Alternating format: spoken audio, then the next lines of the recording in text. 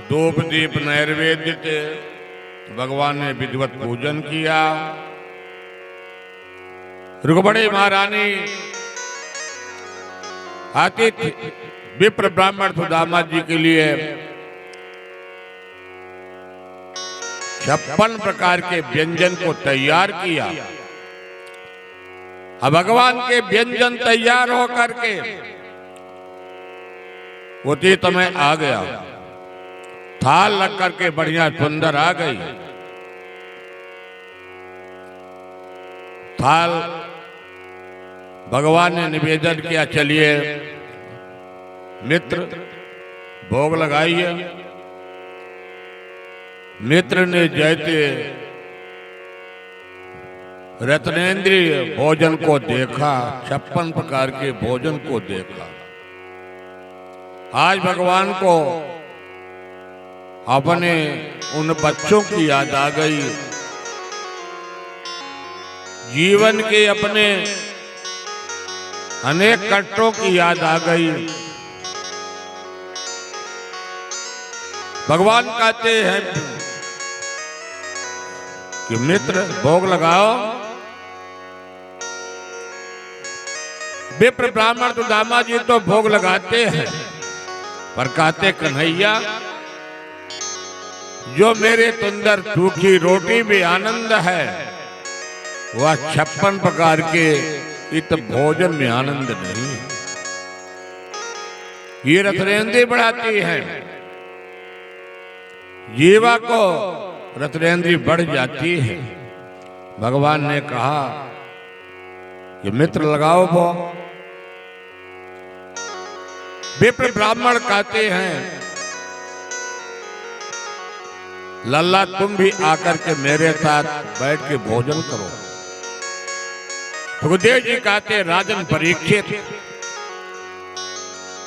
एक संसार के नारायण यज्ञ के भोक्ता और दूसरे एक मित्र। पर आज भगवान ने कहते अभी तो मैं भोजन किया नहीं, लल्ला आओ आओ। आज भगवान संग बैठ करके विप्र ब्राह्मण एक साथ पुनः भोजन कर रहे हैं। भोजन किए, भोजन करने के बाद अभी सभी का शंका समाधान नहीं हो रहा। ब्राह्मण की पत्नियों ने भगवान की जितनी राजकुल 16,000 तो है, भोजन करके निवृत्त हो गए, बैठ गए स्वर्ण सिंहासन पर। आप भगवान शुरू किए सत्यभामा, कालिंदी, तैपिया, नागजीती, कालिंदी, सबको आए वो आशीर्वाद ले लो, मेरे मित्र आए हैं। ये मेरे बाल का मित्र जिनकी मैं रात दिन चर्चा करता हूं, आज यही मेरे आए हैं। सबका शंका समाधान हुआ, यही सुदामा जी है। भगवान की एक एक पत्नियों को 8 को तो आशीर्वाद दिया ब्राह्मण देव ने। कान में लग के कहा कन्हैया लल्ला भी कितनी पत्नियां हैं? भगवान ने कहा ज्यादा थोड़ी है, अभी 16,000 तो कन्या, 16,000 तो अपने भयाहू को आशीर्वाद देना पड़ेगा। 16,001 मेरा गृहस्थ आश्रम है। सुदामा जी अपने मित्र के कान में कहते मित्र बहुत लंबा समय लग जाएगा, 1 युग बीत जाएगा। तो भगवान ने कहा मित्र तो आशीर्वाद देना पड़ेगा। भगवान ने आग्रह पर भगवान विप्र ब्राह्मण ने आशीर्वाद दिया, अखंड सौभाग्यवती भव, आशीर्वाद हो गया। अपि ब्रह्मण गुरुकुलाद भवतालत दक्षिण समावृत्तेन धर्मज्ञ भार्योडातवा। आप भगवान कहते हैं मित्र ये बताओ कि तुम भी अपना विवाह किए? विप्र ब्राह्मण सुदामा जी ने कहा कि हाँ मित्र कन्हैया। द्वारिका देख नहीं कहते कन्हैया ही कहते, लल्ला कहते हैं। कहते हैं विवाह किया, निमंत्रण कार्ड नहीं दिया। कहा जल्दी के कारण निमंत्रण कार्ड नहीं दे पाए, बाल बच्चे। सुदामा जी ने बताया बाल बच्चे भी परिवार हैं, 10 बच्चे भी हो गए। बड़ा लंबा गिरफ्ता तब तुम्हारा भी कमजोर नहीं है। हमको कहते 16,000 हो गया, तुम्हारे 10 बच्चे हो गए मित्र। पर सुदामा जी अपने चावल की पोटली नहीं दे रहे हैं। भगवान ने कहा कि मेरा ये मित्र वही है सुदामा। गुरुकुल की बातों को याद किया। ब्राह्मण देव ने छटपटाने लगे कि कन्हैया नटकर नागर है, कहीं ये गुरुकुल की बात को खोल दिया तो तब पर्दा फाश खुल जाएगा। विप्र ब्राह्मण देव ने कहा कन्हैया यह पुरानी बातें क्या तुम लेके चल रहे हो, गुरुकुल की बातों को याद कर रहे हो।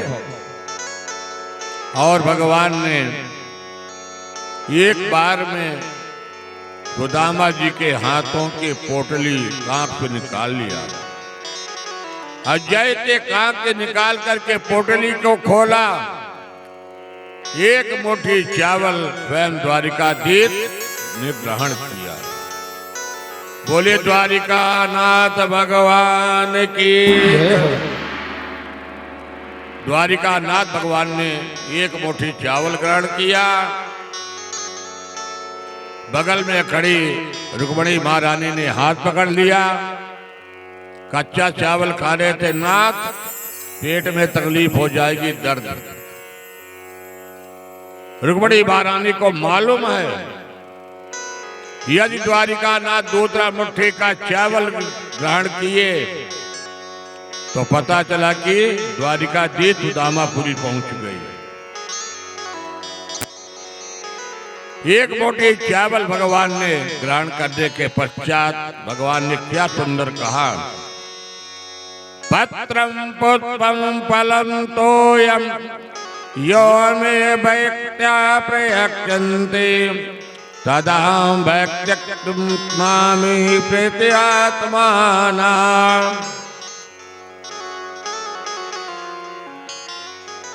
मित्र, जो मुझे एक पुष्प भी प्रेम से भेंट करता है तो मुझे वह पर्याप्त है। सुखदेव जी कहते राजन परीक्षित, भगवान को एक क्षण समझने में देरी नहीं लगी थी और भगवान तत्काल आदेश करते हैं कि सुदामापुरी का भी कायाकल्प कर दिया जाए। रात भर में सुदामापुरी का कायाकल्प हो गया। ब्राह्मण के कारण, सुदामा मालकिन के कारण, ब्राह्मणी के कारण सुदामा का पूरा कायाकल्प हो गया। रात भर तो सुदामा जी थे। सवेरे सुदामा जी अपनी कुटिया के लिए चल दिए। भगवान ने अपने महल से विदा किया। न तो सुदामा जी याचक बनते हैं, न तो भगवान सुदामा जी को एक पुष्प भी देते, कुछ भी नहीं। सुदामा जी को प्रणाम अभिवादन हुआ। भगवान ने विदाई किया। कहा मित्र कभी आ जाए, कहीं ऐसे घूमते घामते। बचनों से स्वागत हो गया। अब जब ब्राह्मण देव अपने महल से निकले, द्वारिकापुरी के कुछ दूर चले गए। अब ब्राह्मण देव का माथा ठनका। ब्राह्मण देव ने कहा कि मैं जानता हूं कन्हैया को। मेरी ब्राह्मणी कहती थी कि जाओ कन्हैया से कुछ पा जाओगे, पर कन्हैया से कुछ नहीं मिला। पर जैसे सुदामा जी का पुनः मन बदल गया। अरे राम राम, मैं अपने मित्र के ऊपर इतना बड़ा लांछन लगा रहा हूं, मेरे धिक्कार है। क्वाहम दरिद्रा पापियां क्वा कृत्र निकेतना ब्रह्म ब्रह्मरे तित्मां बाहुभ्याम परिलंबिता। कहा द्वारिका जी कहा मैं एक गरीब ब्राह्मण, अरे इतनी कम बात है कि जिनके जन्म जन्मांतर के अनेक कुटिपी संत मुनि महात्मा दर्शन नहीं प्राप्त करते, और एक ब्राह्मण किया भगवान का दर्शन प्राप्त। अरे धन क्या है, ये मृग तृष्णा है, और भगवान का दर्शन पाकर के भव सागर की मुक्ति का साधन। भगवान ने सोचा कि मित्र को 3 महीने में आने लगा, और यदि 3 महीना जाने में लगेगा तो मित्र अपने सुदामापुरी का क्या देखेगा इस पर। तो भगवान ने ऐसी माया की रचना किया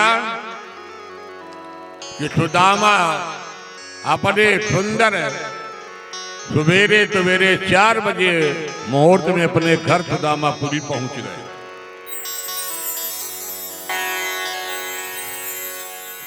बिल्डिंग टाउन प्लान के तहत आ गई, कंचन महल खड़े। सुदामा जी ने चक्कर लगाया, सवेरा हुआ, लोग पूछे कि भैया सुदामा जी द्वारिका जी के यहाँ गए हैं, आज 3 महीने हो गया, सुदामा जी को कोई नहीं पहचाना है। सुखदेव जी कहते राजन परीक्षित,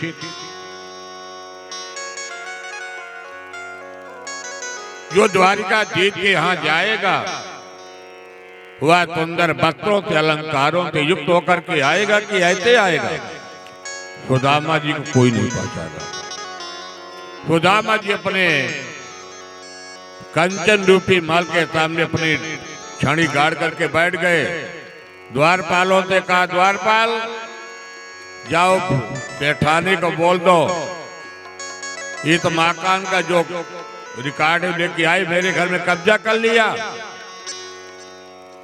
जैसे ही आज ब्राह्मण की पत्नी विप्र सुदामा जी के संदेश को प्राप्त करती है, वह सुंदर कंचन थाल सजायो, और थाल सजा करके नौकर चाकर गाजा बाजा के साथ सुदामा जी की अगवानी करने के लिए निकलती है। सुदामा जी को धक्का लगा करके अंदर ले गए, पर द्वारिकाधीश का पुनः दर्शन हुआ सुदामा जी को।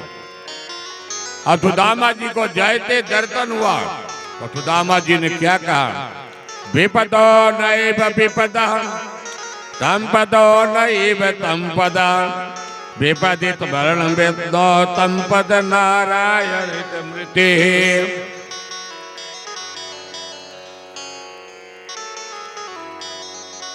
सुदामा जी